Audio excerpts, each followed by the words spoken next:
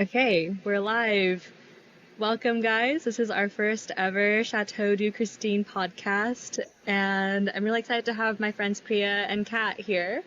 Um, I was inspired to do this because I was watching a podcast with Priya's husband Andrew and our other friend Rich, and they were talking about like work and marriage, and they had this really fruitful conversation. So I actually found myself craving hearing Priya's side. And then, yeah, I think Kat, Priya, we all just were interested in this topic. So today we'll be talking about dating, love, marriage, getting into the weeds of that. And we can start with intros. I'm Christine. I post online. I have my own like blogs and films and creative projects. But I am not currently married, so I'm very excited to hear from these two about your journey to get there. So, yeah, Kat, do you want to introduce yourself? Hi, I'm Kat. I am recently married as of 2 months, and then prior to that, I was engaged with my now husband I was with my now husband for 2 years. And then prior to that, I was in a 7 year relationship that didn't lead to marriage. I had an existential crisis, dated for 2 years, and ended that relationship. But then, yeah, I think having that full scope of my dating experience to be able to talk about will help ultimately talk about what marriage means to me and my perspective on it. Um, yeah. I'm Priya. I've been married for 3 years, and then before that, Andrew and I dated for 3 years. And before that, I was in another relationship that I thought was heading towards marriage that lasted 6 years. And then eventually, I decided it wasn't the right fit for me, and then I was single for a year, and then I met Andrew. And Andrew and I, probably the most relevant thing is we started something called Fractal together, which is started as a co-living community. And then we also built Fractal University, which is basically we teach classes out of each other's living rooms. So we call it a community university. And then most recently Fractal Tech, which is a coding boot camp. Amazing. It's actually so funny that you guys both mentioned having dated, like, been in longer relationships before getting married. I feel like I was in a relationship that it wasn't like, it was only like 2.5 years, but we were friends for so long before. And it also felt like having that essential crisis of like, okay, is this the one that's leading to marriage? And then deciding not to. It's like, but yeah, we can start off. Like, I'm curious, how did you guys meet your husbands? What is like the backstory on that? You guys sort of talked about it, but would love to hear more detail. Yeah, I can go. So my husband and I were set up on a blind date through a Twitter friend of mine. He wasn't on Twitter at the time, but she was his intern. And actually, the full story goes they were rock climbing together, and she asked him, Andrew, what are you doing this weekend? And then Andrew was like, oh, I'm just moping all weekend because he's a very dramatic person. And basically, Andrew had just ended a relationship, but it was only like 1 month, so it wasn't like super deep, but still, he was kind of like feeling a little down. And she was like, his intern was like, you need to get back out there. I'm gonna set you up on a That's blind date. amazing. And then Andrew Oh was my like, gosh. no, please don't do that. But then his intern was like one of the most online people I've ever met at the time. She used to post on Twitter all the time. She was like, so anyway, super fast with her fingers. She had already DM'd me and said, That's Priya, do you want to amazing. go on a blind date next week? And I had said yes, because I was online at that moment. Oh my And then she was gosh. like, okay, I've set you up a blind date. That's so I love funny. that story. I met Charlie on Hinge, actually. But it was really unique, I think. There was someone who had given me really good advice on Twitter, actually through the internship. Like I met this person. I don't know them very well, but they had like given it during one of the sessions, and they were like, when you meet someone online or on Hinge or a dating app, like it's just about getting coffee for 15 minutes. Like, can you see yourself getting coffee for 15 minutes? And I was on a mixture of dating apps and like also hosting events and going to different things to meet people. And then I had this like mindset shift maybe 2 dates before I met Charlie, where I was like, I'm not here to meet a husband. I need to just like, do you have anything on your profile that makes me want to talk to you for 15 minutes at the very least? You know, because I used to be this like, oh my God, they need in succinct Hinge fashion. They need to show me that they're like a writer, a lover, like I'm a successful, like my dream man, you know, in like 20 words. So anyways, Charlie had something on it. Charlie, first of all, he didn't actually, like I had all these heuristics too, because like on dating apps, it can be overwhelming. And one of my heuristics was like your first photo needs to be like a really clear headshot. And it like for him, it was like the back of his head. Wow. Yeah, or like no fish. Yeah. But he had like this not clear headshot, but I was like, okay. So I was already letting go of some of the like stringent rules that I had. And then he had written something about like attachment style. And then I was like, okay, we could talk about attachment style. So I like swiped right on him. But there's a world in which I wouldn't have because I had such strict rules. And I just like attribute, so I'm so gracious for the lessons I learned across 2 years and defining like that moment of being like, actually previous me wouldn't have allowed myself to meet this person. Well, it's like, yeah. I feel like it's kind of hard. So I'm currently dating, and it's like, on one hand, it's all vibes based, and I don't want to have stringent rules because, you know, you're talking about how you had some height rule, and Charlie's like taller than that height.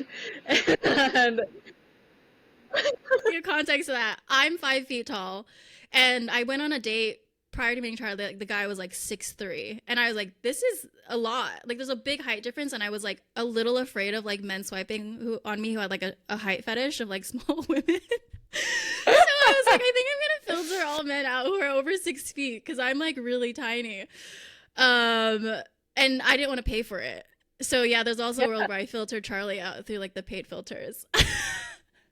so it's like, on one hand, it's like, oh, I don't want to have hard filters. And on the other, I'm trying to like date intentionally and have people, like, if there is a guy who checks every single box perfectly, like, that sounds great, you know, or if there's only like 5 of those, like, maybe I could try those guys first. But yeah, it sounds like you guys met like, I think, Katrina, what you talked about with like, oh, you sort of lowered your expectations from like, oh, I need to find my husband, to like just having coffee for 15 minutes helped with setting the expectation down. And I think I could talk about this later, but I do think dating and marriage and relationship are all different skills, right?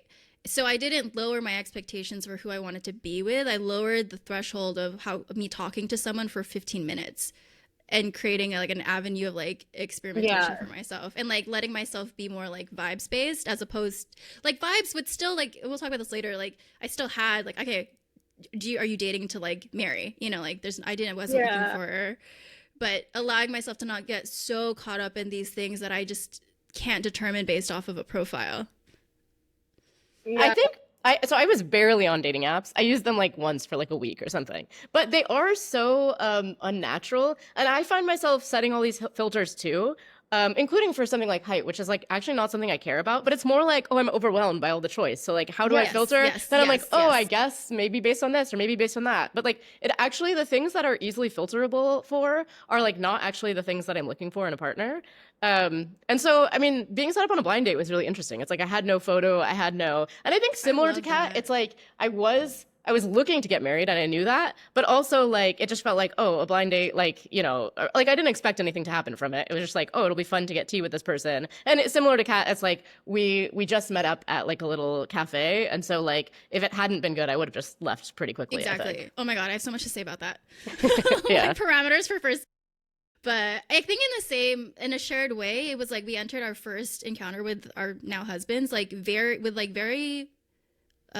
loose expectations, I guess. Like there wasn't like an idealized version of like, and I think that helped me a lot to just be present and be like, who's this person in front of me? I'm also kind of curious, you guys were both fresh off of, or not super, like the last relationship was this long, you know, relationship that felt like it was headed towards marriage.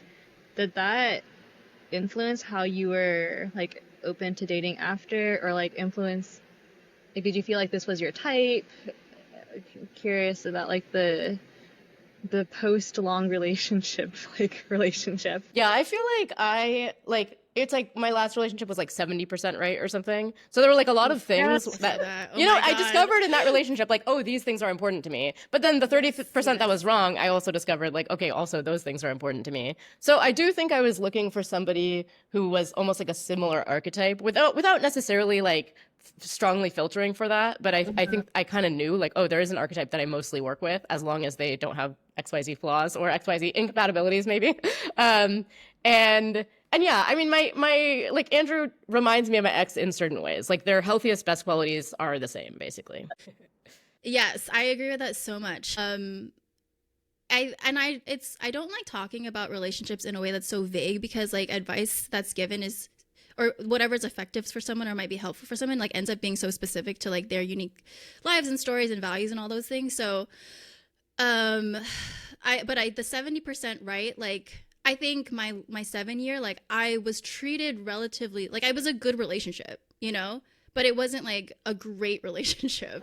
And there were some parts of it, there were definitely parts of it that were like, wow, I really have to learn how to stand up for myself in certain ways or know that this is a clear boundary. And I took those lessons, like really important lessons about like self-respect essentially, like into my next relationship that was so necessary. And also like respect for my own preferences. I think I used to believe, like I remember going to therapy towards the end of my last relationship and both of us were like, okay, therapy's gonna like help us stay together. And my therapist was like, you know, people like go to therapy and sometimes don't stay together. Like I truly believe, like I think we were good at the skill of being in a relationship, but the compatibility of like shared values wasn't ultimately there. So it taught me a lot about how to be in relationship and care for someone and be cared for, but also like the last 20% of values compatibility and ultimately other private things were like really necessary for it to be for me to want to marry someone without feeling like complete existential dread about that decision. Yeah. I totally agree. And my last partner, it's like we started dating when I was 19. And so it's like I just didn't know who I was at the time. He didn't know who he was at the time. We kind of grew a little bit apart in different directions, different values and stuff like that. Um, and and yeah, I think I just had a much better sense of what I wanted by the time we broke up, basically. So like, okay, the previous relationships were like 70% there, 80%, however much. And then you felt in this new relationship like a felt sense of, oh, that is now covered. Like what was what made you confident in like this is not because people have flaws, you know? It's I feel like it's never True. Everyone has flaws. yeah. Yeah. So well, how did it feel different then? Like what was the difference that I think if I boil it down to like values and lifestyle, right? I'm the type of person that like I'm not necessarily like a nomad. Like I don't want so much variety in my life that I'm like moving constantly, but I also am not someone who wants to like be in the suburbs, you know? And so the best way I can kind of like I think Charlie and I have this unique blend of like rhythm where we both value stability and routine and also novelty at the same percentages, at the same ratio. And in my last relationship, I think it was too much like as a relationship, it wasn't satisfying my needs for curiosity or adventure as much as my relationship does with Charlie. And that doesn't necessarily mean travel. It means like the ways in which you explore yourself and the ways in which you explore the world and the way you ask questions of people. And just kind of like Charlie's so curious. And that's something I love about him so much. And yeah, I think that's one like a pretty core value quality that shifted. I'm like speaking slowly because it's so weird to be talking about like personal things but publicly, and I'm like, to what degree do I specify things I said before? But anyways, I'll leave it at that. I think like I really wanted a relationship that oriented itself more towards curiosity, and I found that in my relationship with Charlie. Yeah, I think my answer is somewhat similar. And also like Kat, I'm trying to decide what like to what degree I want to share specifics as well. But it's something like I think my lifestyle compatibility with Andrew is like really high, and I felt like in my previous relationship I was compromising a lot, and the compromise made it feel like, oh, am I doing something bad? You know, like are my preferences bad or something? But it's like, no, we Yeah. just didn't want the same things. Uh, But I think we'd been together for long enough that that felt like so much friction and conflict. For example, like I would never have started a co-living community with my ex, and honestly, I felt pretty isolated back when I was with my ex, and that was not necessarily his fault. Some of it was just it was post college, like it's just hard to navigate that time. But I do think like the way we relate to friendship was pretty different as well. Um, and then honestly, a big part of it for me is like I'm somebody like what's the word? I don't know. I'm just kind of wholesome. Like I barely drink. I barely smoke. I don't know. I'm just like a sweet girl. And I think it's like we met in college back when like there was so much drinking culture around us. But my ex, I think like honestly just liked to party a lot more than I did. mm, And I think there's some amount of like it was fun to meet someone like Andrew who's like so ambitious and so fun and so interesting, like endlessly interesting, and yet like actually I felt like the first couple of months we like were basically barely drinking, but we never talked about it and we never like thought about it. And then one day I was like, oh whoa, I have this lifestyle that's like kind of exactly what I would want. And I felt like before, because of the people who I was spending time with, I just like wasn't quite what I wanted. mm, gotcha. It sounds like lifestyle was a big part of the thing that changed. Yeah, and I also think deciding where to live, like I think that's something that a lot of couples stress about because people want to live in different places. That definitely happened with my ex. Whereas with Andrew and I, it wasn't like perfect alignment, but it was like our preferences were so similar that we knew we'd find something that would work for both of us, and we knew we were both flexible enough to like meet each other where we needed to. Yeah. I feel like we have such parallel dating lives, Priya. Like when you said, because I dated my ex, like I think we got together 2 to 3 months after I started college. And then we're together up until I was like 25 or something like that. And those are just like really, and we were like living together in the same college town that I had, well, not town, it's like Irvine, the same college city that we went to college together in. And yeah, it was like a whole, I don't think that if we were like dating in another city that I was like more aligned with, that would have changed it. But I think all the sadness that I attribute towards the end of the relationship had multiple factors, and that included the lack of community too. But I also didn't see him being part of that. Like he wouldn't have been also the type to like want to host as many parties as I do now, or be really creative in how we bring people into our lives. Like I just really resonate with things you're saying. And Priya, you mentioned like you don't think you would have started like a co-living community with your previous partner. Did you find that collaboration was happening naturally? I like definitely want a collaborative partnership, but I don't know that everyone needs that in marriage, but like for the ones that do have this, I'm curious how it works. Do you clash? Like it's like for me it's hard to pick someone to collaborate with. There's like even if we're getting along as friends, sometimes there's a lot of friction. So ideally your like husband, life partner is someone that you do collaborate with for in my opinion, but like how do you navigate that, especially like once you get married? Um, you're living together. Yeah, we've collaborated a lot. I think our first collaboration was a co-living house, but in San Francisco. Um, and mostly it felt natural and fun and relatively easy. I think it's gotten harder over the years because as our lives have become more intertwined, we just like are more things to each other. And also, I think the hardest part is that our moods can kind of be correlated because we're going through the same things together. So it's Yeah. like if I'm going through a hard time, he's often going through a hard time. The honestly, I think the like number one rule that makes it work is this thing we call take turns being grumpy, which is basically like if one of us is annoyed, then the other person's role is to like not be annoyed, basically, and you literally just kind of fake it till you make it. It really works well on like really long flights or something. Like one person's always annoyed. Probably you're really both annoyed, but it's like instead one of you takes the stance of like, oh, like, I'm happy and things are great and we're having fun, and then you get your chance to be grumpy later on. So at some point the other person then, hopefully you help cheer them up, and then once they've been cheered up, then you get to be grumpy. That definitely helps. That's one piece of advice. Do you ever fight over who's grumpier? Sometimes. Yeah. Yeah.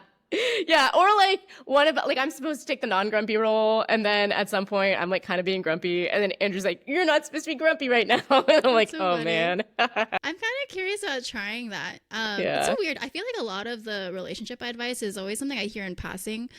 But like I think it was like a Brene Brown thing on some podcast where she was like, when you're arguing, like the way she introduced, she and her husband would have this conversation, and I don't know if this is Brene Brown, by the way, but this person was like, where are you at, like 0 to 10, and then like one partner would be like, I'm like 4 out of 10, and then the other partner would be like, Oh okay, yeah, I'm like yeah. 3 out of 10, and then they were like, okay, like they would actually like if they had 2 children, and they would like take those children and like be in separate rooms and like parent like temporarily like separately, just because they recognize they're both in such bad moods that the probability of hurting each other is much higher, and they don't intend to do that. So their technique was to like create space temporarily, knowing that they were not at their best. And I know that's not possible in many situations, um but I liked that first like prompt of being like, where are you at, like are we both, just even recognizing, are we both like in a position where we're gonna get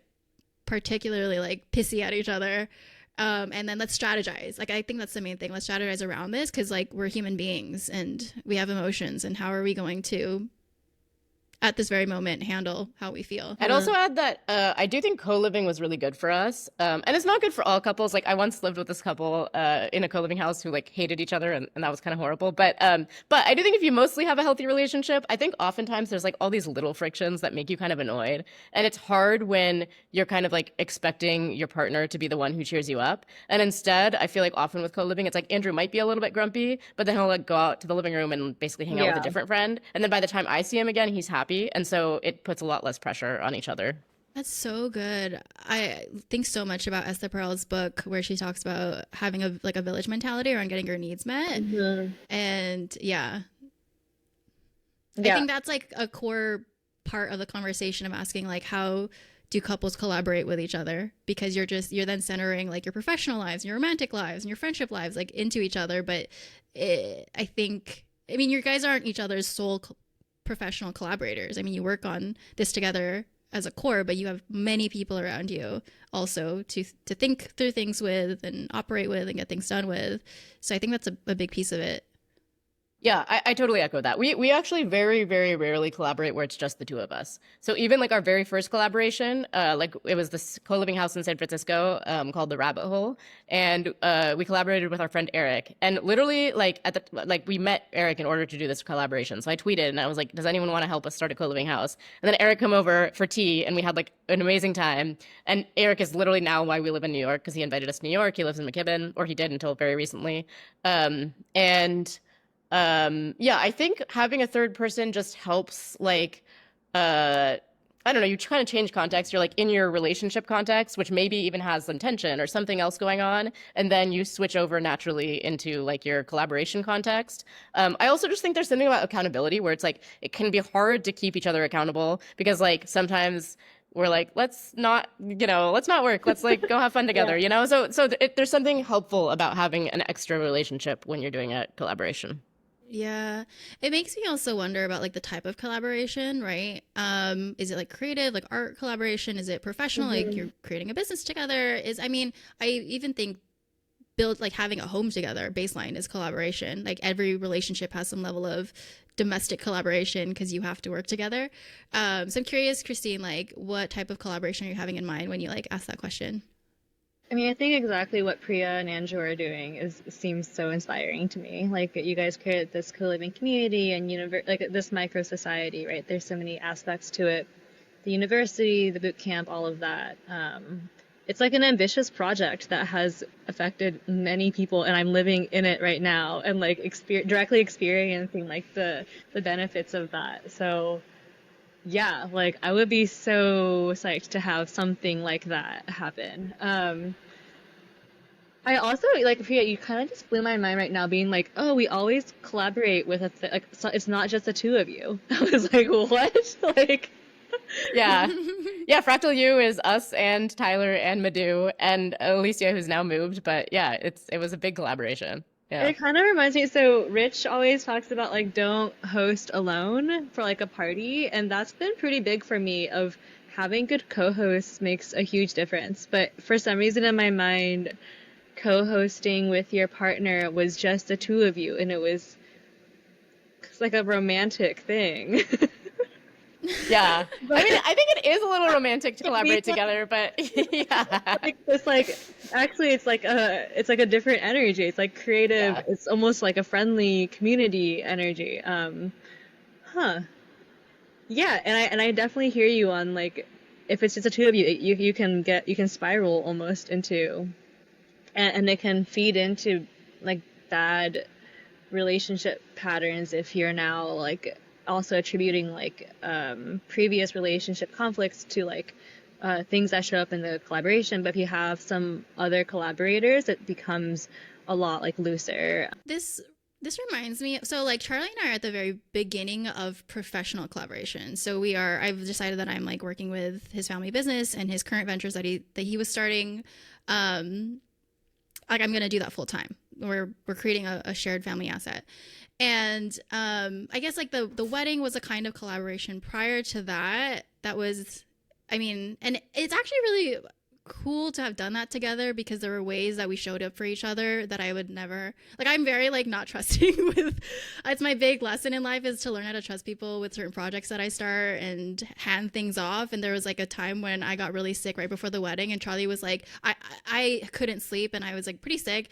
I would like whisper like, okay, like this needs to happen. And he'd be like, I got it. Like he just like let me give everything to him. And it was this like newfound complete trust that like this other level of stuff could get done, like stuff that I took so much creative pride over.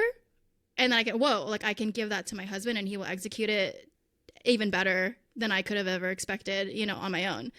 So we're at the very beginnings of our professional collaboration. So, yeah, it's like really cool to hear Priya talk about her experience with Andrew and building all these things together. Yeah, I feel like I see that a lot with my friends who, especially like getting married, you throw a wedding together, right?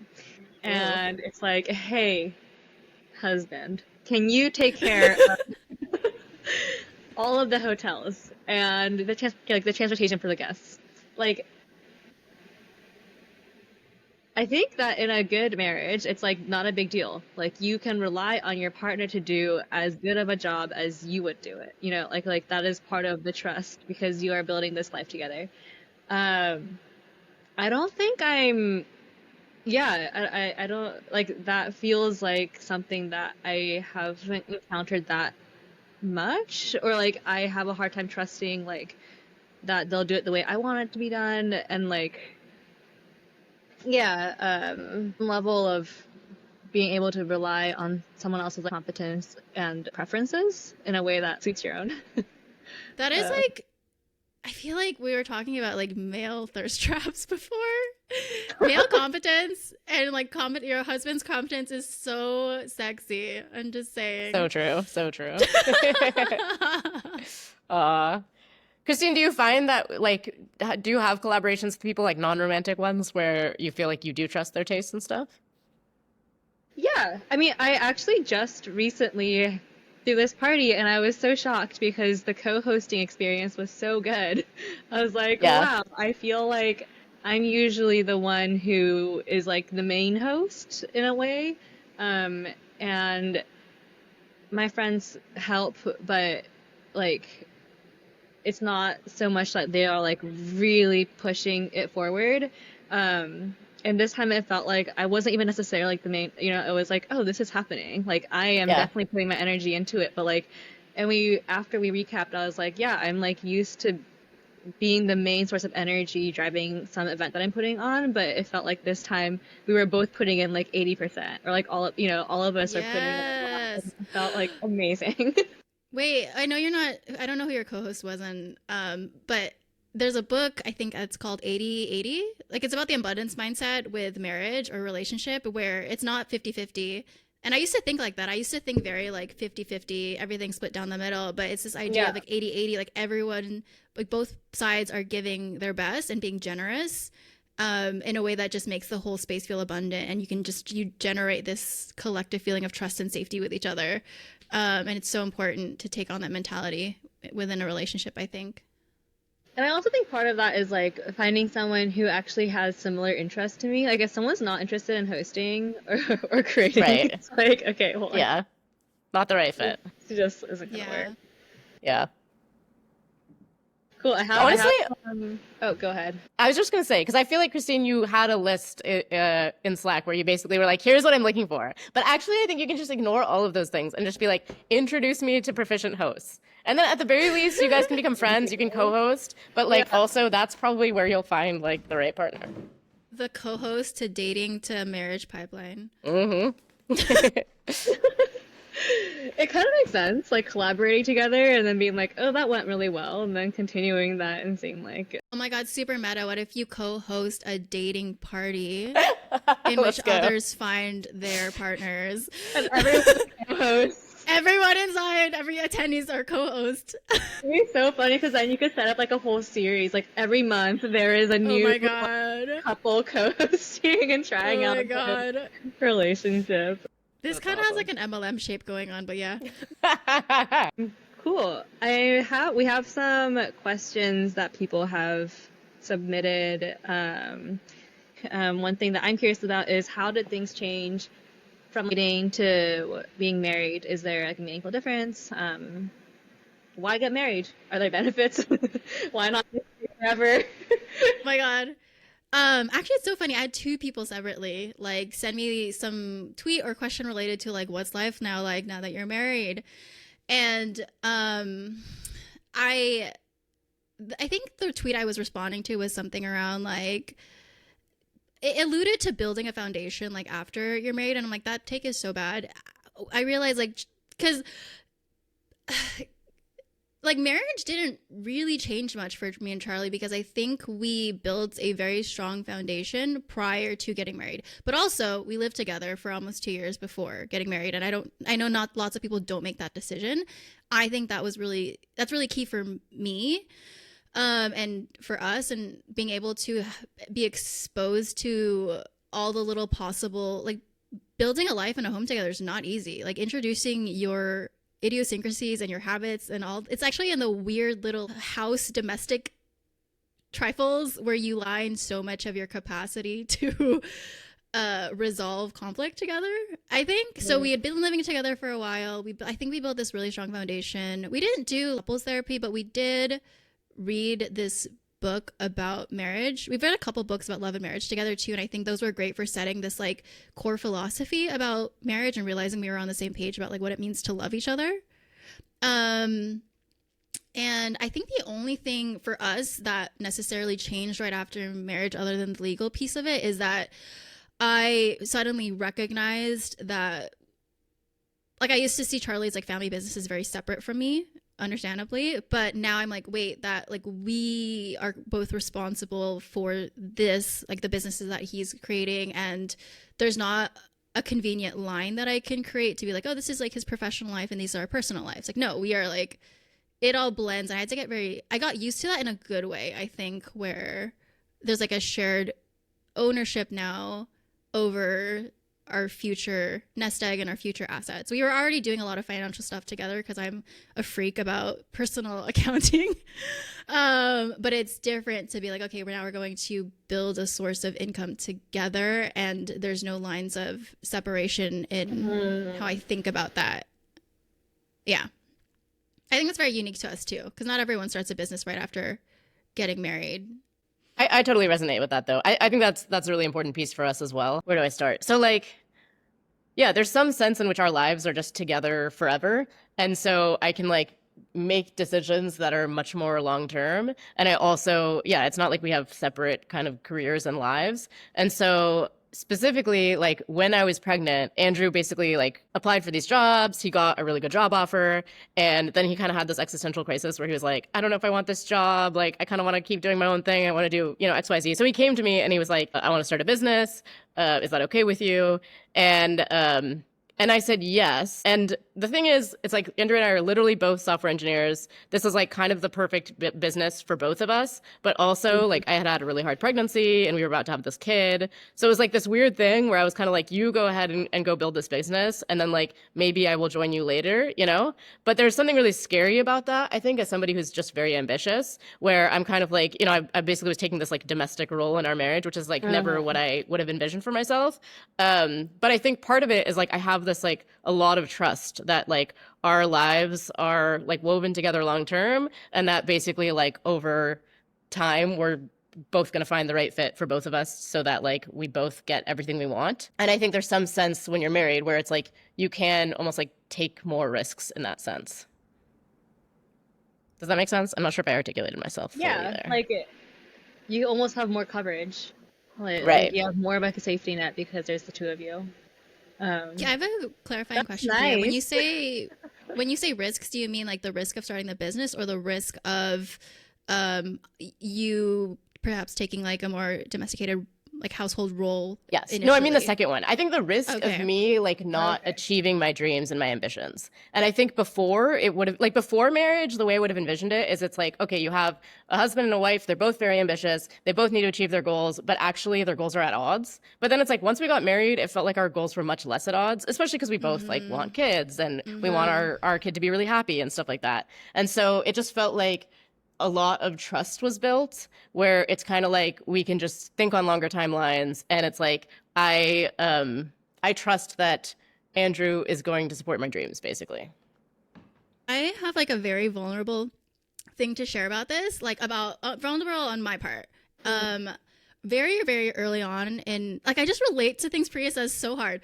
Um, very very early on in a relationship, right? Lots of like kinks are getting worked out. We're learning so much about each other. And Charlie, we also share a lot of like similar dreams as far as like we both love hosting. We love the idea of building community. We are both very like creatively curious and ambitious and things like that. And Charlie had gotten excited about this like LA community space idea, and I had like gotten so I got triggered basically. I got like afraid so quickly in a way that I didn't realize I had the capacity to feel, which is I think it boiled down to if you have that dream come true, I can't have my dream come true. We can't share the same dream. Uh, And I apologized. Well, I don't know if I apologized, but sometimes like being in a relationship is like standing next to each other in your triggers.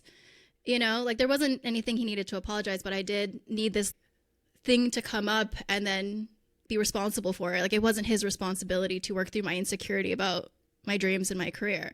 But it's just like such a lie. Like him reaching his dreams is like us reaching our dreams, and me reaching my dreams, us reaching our dreams, and it all collectively shares the same threads. Like as his tides rise, my tides rise. Like it's just like so woven together. And it's, yeah, I don't know if that is something you relate with, Priya. But I was even thinking about that lately too. I was like, well, I'm doing a lot of stuff that are related to Charlie's family business, but I also like I trust in myself enough, and I also trust Charlie's support of me that like there's just like there's gonna be a time where we focus in on maybe things that he had the initial idea for, and then there's gonna be a time when like I come in and like I'm like, okay, I'm gonna go focus on this thing, and there's like no argument. It's just timing, you know, timing. And that's the beautiful thing about teamwork and relationship is if you can think long term and kind of get the sequencing of it right and recognize that one person might have more resources at one time while the other person like takes care of the baby, but then that changes over time. Like it's all this beautiful dance of a life built together at the end of the day. And I think I understand the level of trust you're talking about is trust in that bigger picture ultimately. so you okay? It was like a grasp. I'm like, yeah, because I know like, yeah, like with your how like all these ambitions and dreams, does it feel like a big sacrifice to kind of take a step back, or yeah, like having because there is like I also want kids, right? I like want Yeah. like a number of kids, which mean or like two kids, and so it's like every kid is like a few more years of Right. not not having a kid, and so there is a little bit of like friction for me where I'm like, oh, like, well, I get to do what I want to do. Yeah. how do I have the trust that, yeah, there will. I actually think what I have to do is marry a guy who really wants to like have kids too, and like be really Totally.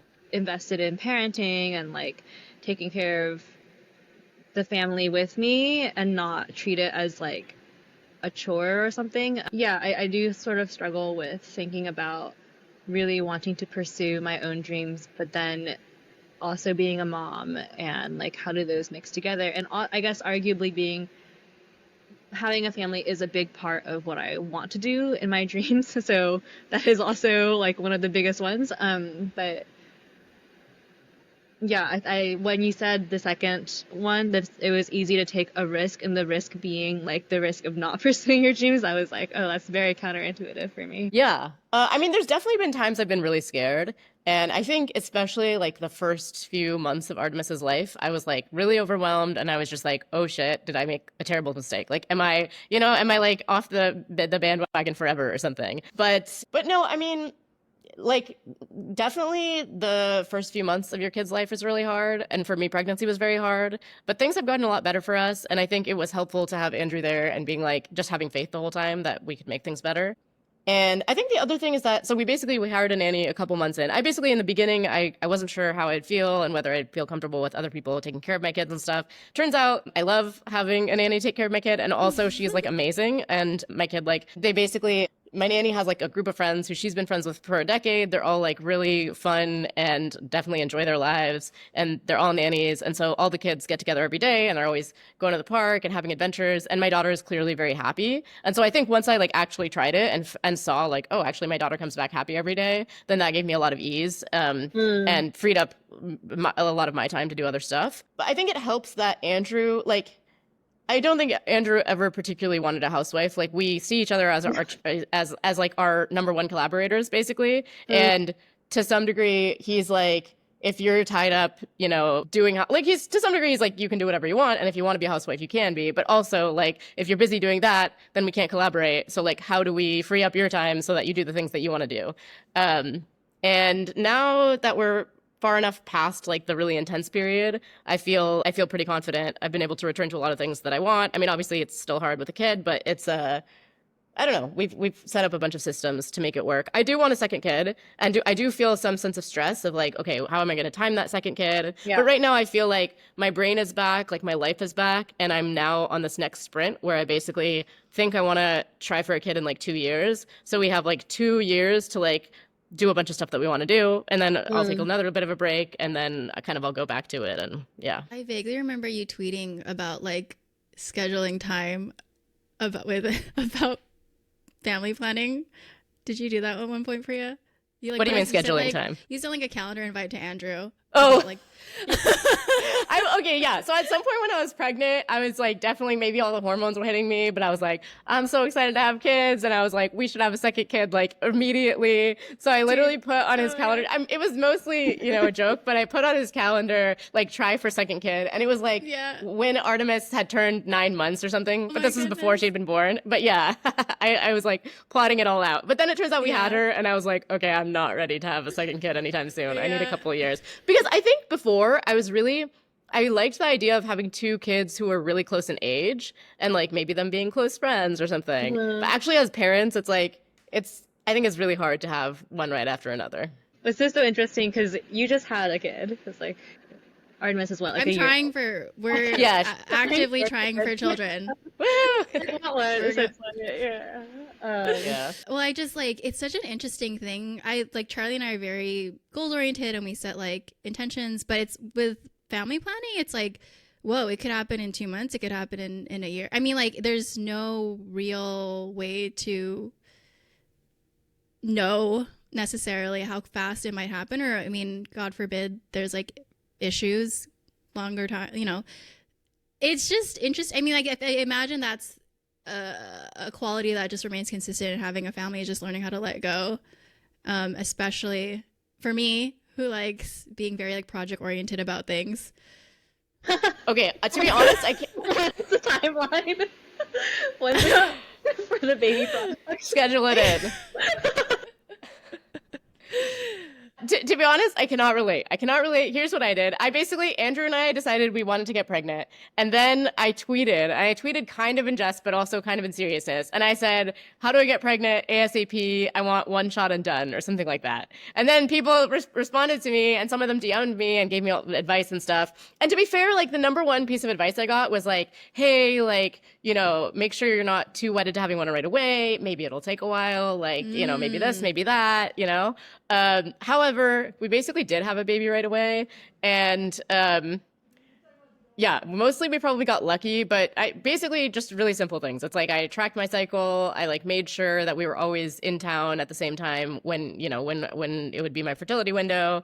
Andrew essentially stopped masturbating, except because he wanted all like semen retention. I don't know if this is true, but he believes this.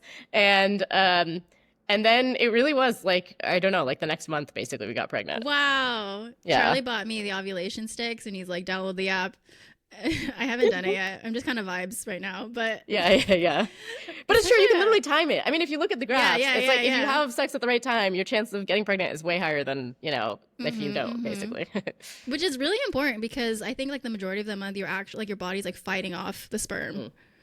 Yeah, most of the month you can't get pregnant at all. And then there's like a couple of days that you can, and there's one day in particular that's like your highest chance day, basically. Yeah. So exciting. I think I was telling Christine or someone, I was like, man, I don't have like an older sister to talk to about these things. Cute. And it was like this, I mean, here I am on a public podcast talking about it, but I was like, man, like it's the nature of the topic where it's like perfect older sister topic. Where I don't really want to talk to my mom about it because sometimes she can get really worked up about stuff, and my brother absolutely not. But like, yeah, it's nice to have like other girlfriends who have like gone through things and be able to. We'll DM about this. Yes. Yeah, I'll DM you, but I would say for anyone watching, there's a book called Expecting Better by Emily Oster, which is really good. And the first couple chapters are about how to get pregnant, and I read that, and that was helpful too. And did you guys talk about like going into marriage? I'm curious, did you guys already have these systems in place about being grumpy one at a time or maybe calendar invites? And also going into marriage, did you have a lot of conversations before dating being like, we are dating for marriage, or like, was it kind of like, oh, we've been dating for a while, how do you feel about marriage? No, I don't understand why people do that. It drives me nuts. I don't like, this is my number one piece of advice for all the lurkers. Dude, no, absolutely not. Literally, it's like when I was dating, I was in my mid-20s, and I was like, I want to get married. Here's my timeline. I want to have my first kid by this age, etc. And so I was like, and then working backwards, I don't have very much time to meet someone. And so I wasn't like I didn't go on the apps.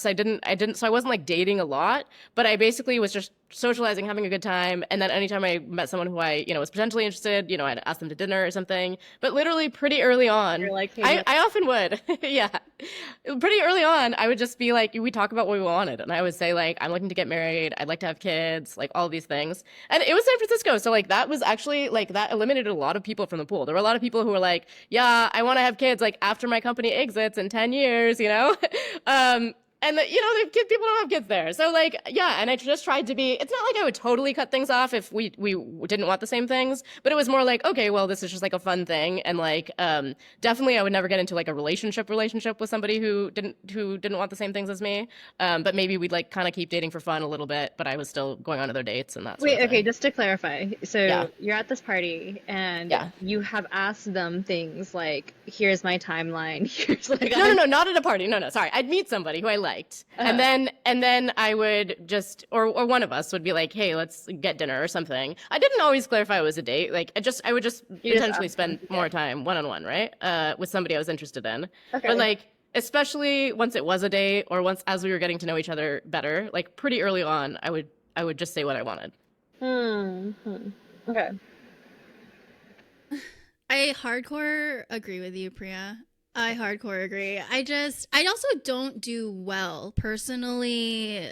I never dated ever for like situationships. I don't think anyone tries to do that. But the thing is, I came out of a 7-year relationship, and in hindsight, I realized this. I was dating like I was in a relationship. I was like, I think I was born for like intense monogamy. Like, even my friendships had qualities of like me being deeply attentive to like their emotions, and I was never comfortable with having multiple doors open. Like I needed to be like, and this is why I think one benefit of the apps is that you know that someone's like meeting up with you as a date. Like there's no I never actually played too much with the like, oh, you're a friend and then there's some interest here and then, oh, it's going to change. Like that made me so anxious. I needed the clarity of like, at the very least, like we were meeting up for like romantic reasons. And that's just me because I think dating is a very early on, a very core piece of it is building trust. And if you're not on the same page about like what you're doing it for, I just don't see how that's compatible with like building trust with anyone. And it's like even building trust, there needs to be enough trust to like reject each other respectfully. You know, like when Charlie and I first started dating, first it was really clear in our profiles what we wanted. And I would probably say like, maybe even in the first or second date, there was like there was an understanding that like we're looking to date to marry. You know, there was never this like, oh, I'm here to see how it goes. Like it wasn't that. And so but you never have to have the conversation of like, are we getting married? You know? Well, I mean, we did. I mean, okay, so like the timeline was kind of like very early on. We knew that we were dating to like marry someone, and then I have this theory when it, like with dating that it kind of makes sense when a person's like especially eager and then another person's kind of coy. So I was like the coy person. Like Charlie wanted to be in a relationship at date 2 and I was like holding off, which is like a good actually dynamic I think, because I remember there was like I was about to go on a trip and he was like, can you be my girlfriend, or like I want to ask you to be my girlfriend, and I was like, honey, like not honey, I didn't honey, wait, no. flip back to old cat. I was like, wait, but like are we even on the same page of like our core values, like marriage, religion, finance, like lifestyle? I literally like said it like that, and he just like busted into like businessman mode and was like, okay, point 1, like blah blah, because we had already talked about it actually at that point, and I was being so like hesitant, and he was like, all right, like girl, I'm gonna like give you the rationale of like why we should date, because actually we are like very compatible. And he like, it was very impressive. So he had like said those things. So we had these like stages of like increasing clarity over like, yes, we are on the same page about like the core lifestyle, religious beliefs, financial, whatever. Like I think there's like core pillars about like that are in non-negotiables.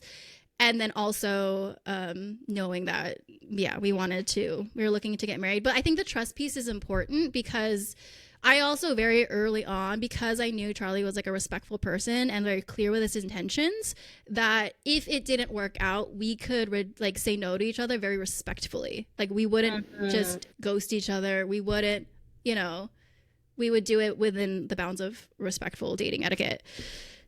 So I hope that answered the question. I just have like, I also agree so strongly with you, Priya, about this, but I think that this is why I love hearing about like how people meet. It's not, it's not you have to do it this way. I think it just increases clarity at the beginning, increases trust, which increases chance of like being together and setting a good foundation.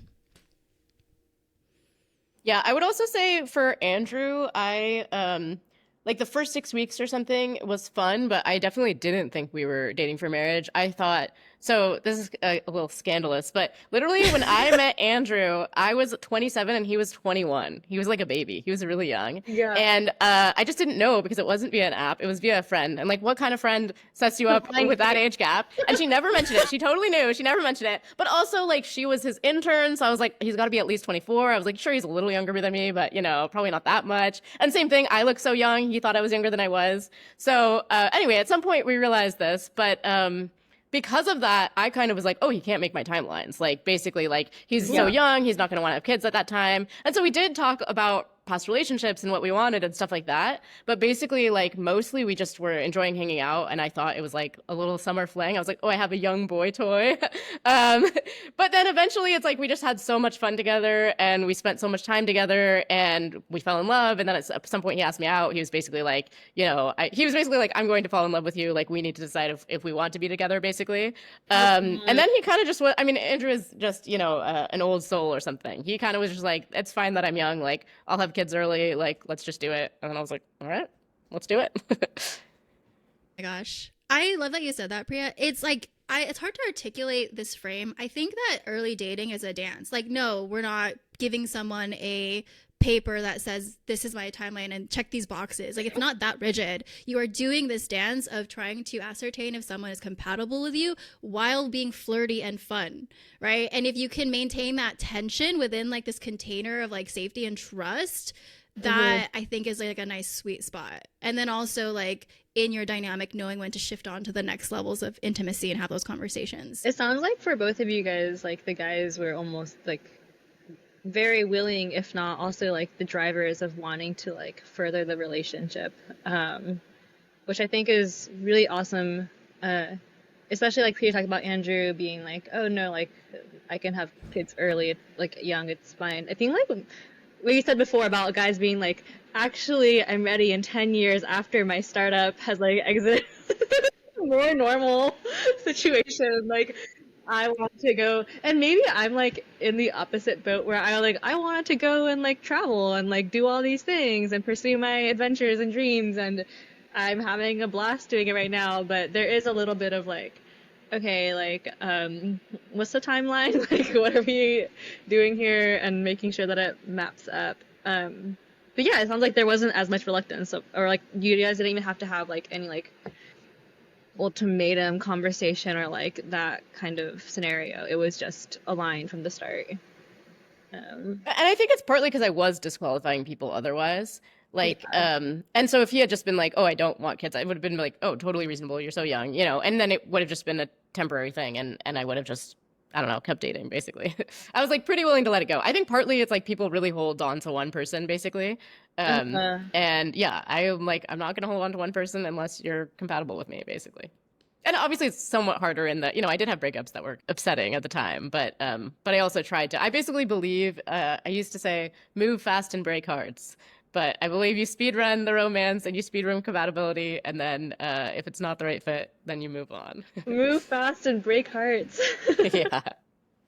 Amazing. Hmm. I want to pull up another question. Let's see. Do you feel like there's anything missing in the current structure of marriage or the community infrastructure you have around it? Is there anything you'd like to solve for? It's an interesting one. Is Cat frozen for you as well?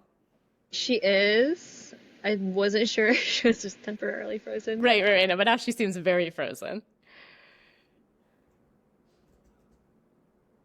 Okay, well, I could answer that. Yeah, okay. Actually, if she's off, why don't we? It's almost the 1 hour mark, so why don't we stop here and then maybe we could do another one if we Okay, want to. yeah, Yeah. we can stay tuned for part two. Okay.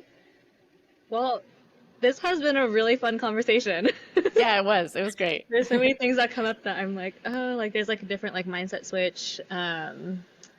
Yeah, yeah, really fascinating stuff. Is there anything you want to say before we sign off? No, I do have a lot more to say though, so maybe Yeah. we should do a second one. Sounds good.